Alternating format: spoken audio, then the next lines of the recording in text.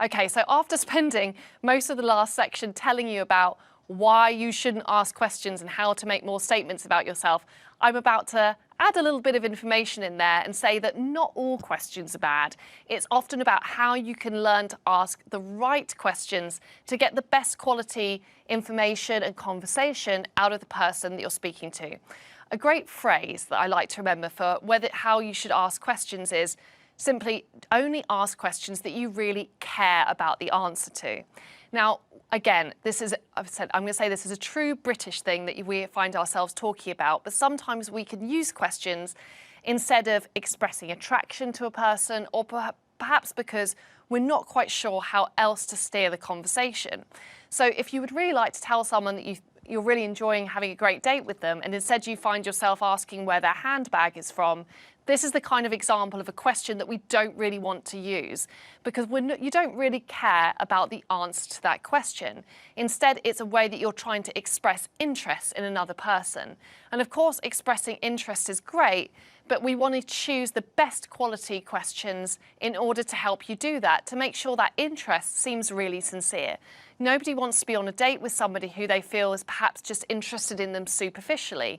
Instead, particularly if you want to build that meaningful, committed relationship with someone, we really want to show that you're there and you're engaging on that date because of something they've expressed about themselves as a person. And asking them the right questions can really help you to do this.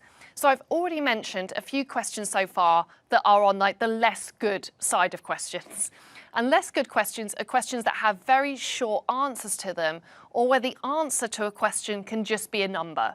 They're the sort of how long have you worked there questions, how far away is that, do you like it there? Sometimes they can make the conversation feel very narrow. Instead, however, if you can ask big and expansive questions that really give the other person a platform where they can share and they can relate to you and they can tell you about their life experiences, these questions are actually really great. Because remember what we mentioned in that first section, that I wanted you to write a list of qualities that you were looking for in another person. In order for them to really have an opportunity to express these qualities to you, you need to start to ask people the right kind of questions. So what are some of these right kind of questions? So right kind of questions, a good one could be, so what are you passionate about in your life right now? Now, if you ask someone that question, it is going to be very hard for them to answer you with just a single word response, right? They're going to have to give you a bit more detail, and detail is good because when the other person talks for an extended period of time and ends up telling you about a little story about themselves, you're going to get lots more information about who they are. Also, when someone talks about something they're passionate about, just like when you talk about something you're passionate about, people tend to light up, like they really enjoy participating in that conversation with you. Another great question that you can ask is actually, instead of, okay, let's take a topic that usually is a bit of a tricky topic on dates, which is work. And I'm sure if you're listening to this, you'll have been on a fair few dates where you've got stuck on the topic of work and it sort of felt like you're speaking to someone on LinkedIn rather than having a romantic connection. So if this is you, instead of asking those traditional questions about work, how long have you worked there, where is it, who hired you, that's LinkedIn territory. Instead, I want you to ask a question which really gives the person the opportunity to expand and tell you a little anecdote about their life. A really nice thing to ask is, so what motivated you to get started doing that? Or was there one day when you decided that was the thing that you wanted to do? In this instance, we're still talking about work, which is traditionally not maybe the best subject for a date, but we're talking about it in a way which is really interesting to the other person. It's giving them a really great opportunity to tell you about a time in their life that was meaningful and significant to them. And what I'm going to teach you a little bit later is how you can really listen to this answer and how you can build on that to pay this person a killer compliment and hopefully build a great connection. Now, if you do ask this question and you get a response which shows you that maybe this person isn't too interested in their work right now, you can also change that up and say, so I can maybe sense that maybe not what you're really into. So is there something you'd love to do in the future? What's the 5-year plan? You'll notice whether we're asking, So what's your plans for your future, or what motivated you to get started about that, or what are you passionate about right now? We're taking the conversation outside of the here and now, and we're really expanding on it and giving the other person a lot of opportunity to share information and details about their life. So questions aren't always bad, but I want to make sure that you are asking the right questions, or the questions that just give you the best opportunity to form a genuine connection with someone. Now, in a second, I'm going to tell you exactly what you should do with that information to show that you've really listened and to pay a killer compliment. But before we do, let's handle another communication problem that can commonly come up on dates, which is, how do you handle a pause, or I guess as many people would say, an awkward pause in conversation. Now, worrying about a pause in conversation can cause a lot of anxiety. You might even be going on to dates at the moment thinking, oh, what do I say if I run out of things to say? What do I do if there's a pause? So the first thing I want to say is I want to rebrand the awkward pause. It's not awkward. A pause is okay. In fact, sometimes a pause can be a good opportunity for you both to look one another in the eye, have a smile, show that you're comfortable with the pause, and build a little bit of that sexual chemistry and the elusive spark. So if you can be comfortable with the pause, the other person will be comfortable as well. And also, I want you to remember that a conversation is a two-way street. Though I'm teaching you today a lot of techniques for how to have a better conversation, it's not all on you. The other person also should be building that conversation and that future relationship with you. So rather than thinking that a pause is a big error on your part, see it as something mutually that you're going to work on.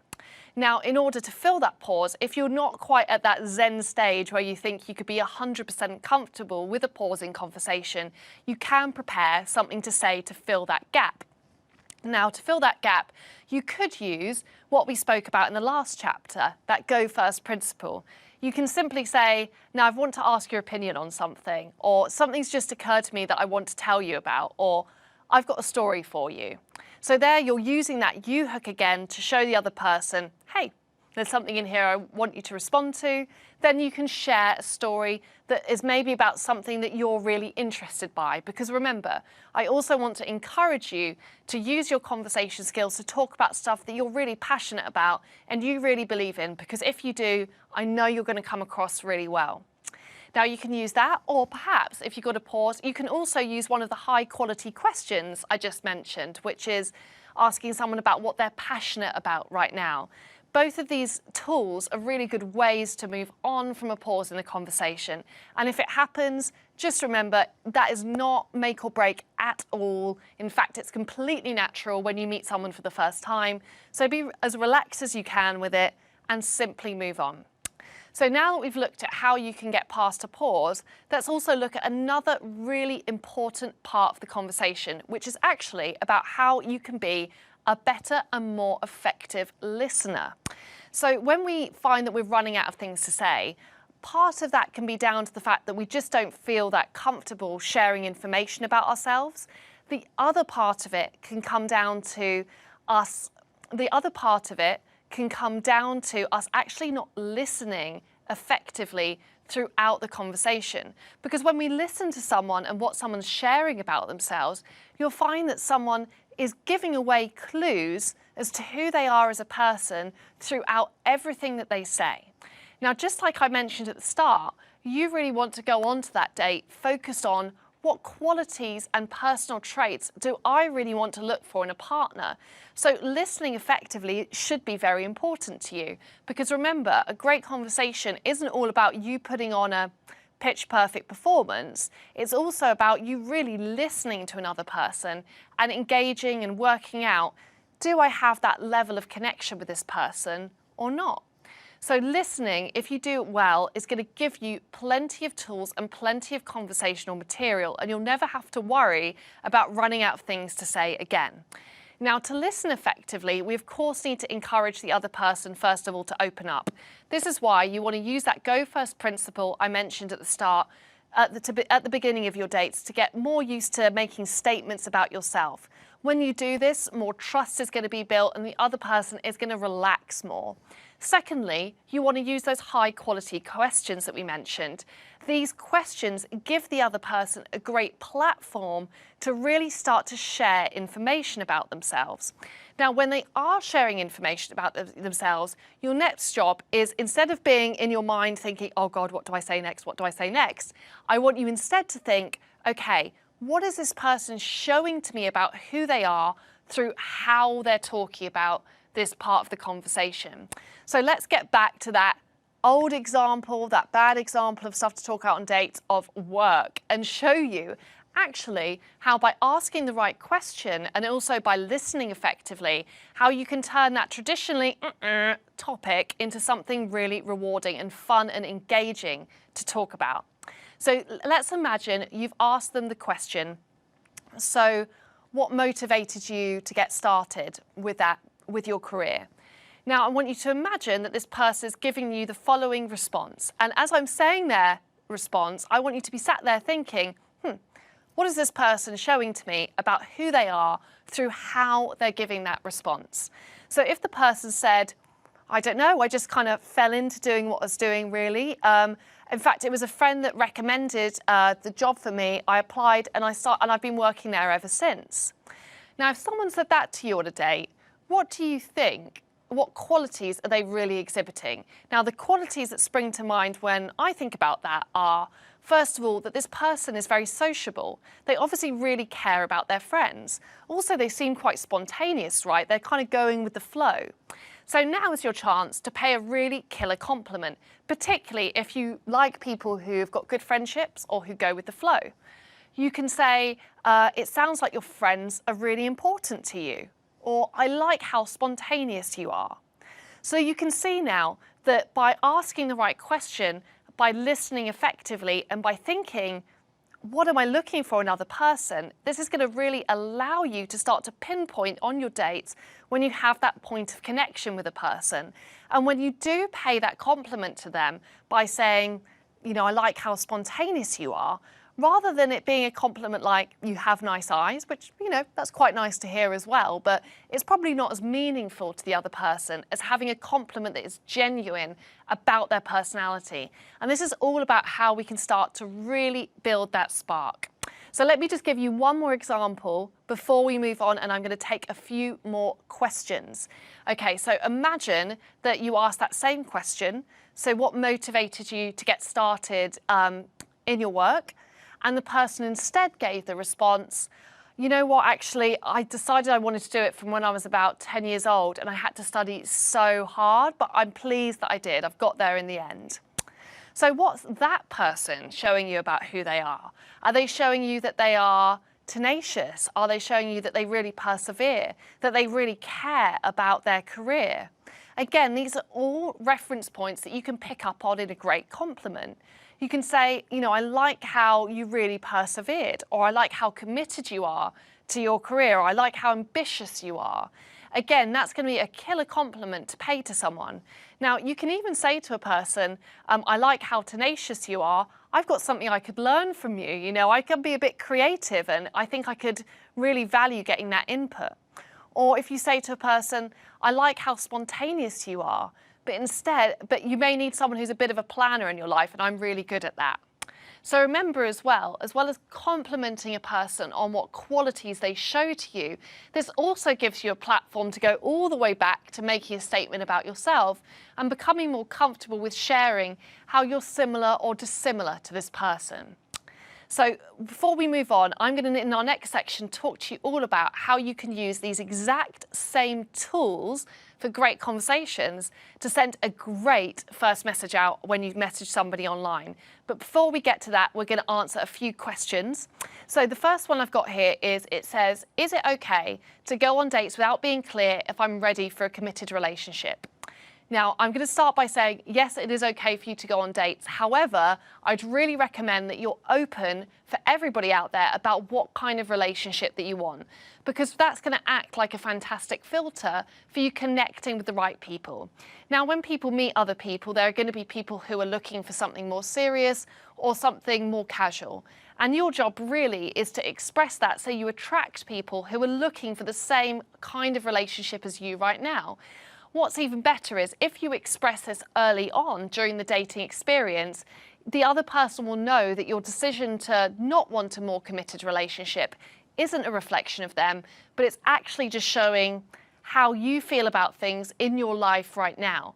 So if you say something like, I want to be open, that I'm just really enjoying going with the flow right now, or I'm not looking for anything too serious, but I am really enjoying getting to know you, this will indicate to the other person clearly what relationship you're able to offer them and hopefully bring you closer to people who want the same kind of relationship as you do. Okay, next question. How do you suggest you go about dating if you haven't dated in a long time and have reservations about online dating?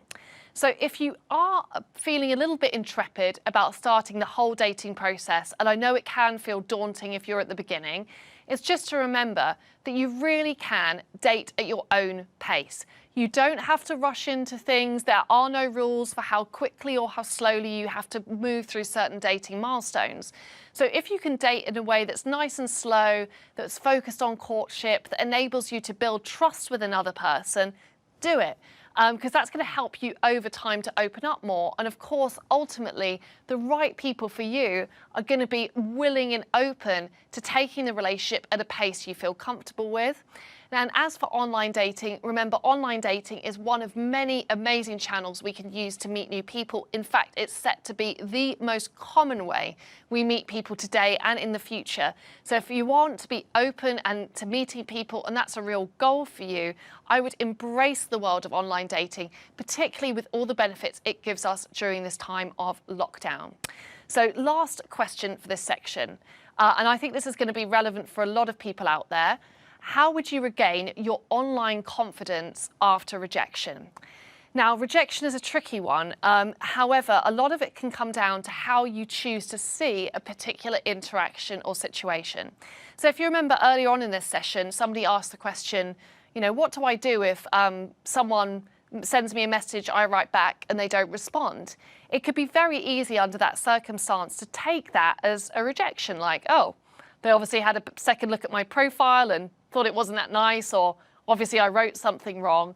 And instead, I want you to get outside of that mindset and instead see that other person's action as much more a reflection of how committed they are to the whole process of dating, rather than it just being a reflection of you. So instead of seeing certain things as rejections, see it that, okay, maybe this person wasn't willing or able to commit in the same way to the relationship that I was. Maybe they had slightly different relationship goals towards what I did. And ultimately, recognizing that we didn't match has actually moved me closer to finding someone that I do really connect with. So just to recap on that last section, because we went through quite a few techniques there. To begin with, remember, a pause isn't always a bad thing. In fact, it can be quite good for building a little bit of tension. To be a great conversationalist, you also have to be a great listener. And finally, to remember to only ask questions that you genuinely care about the answers to.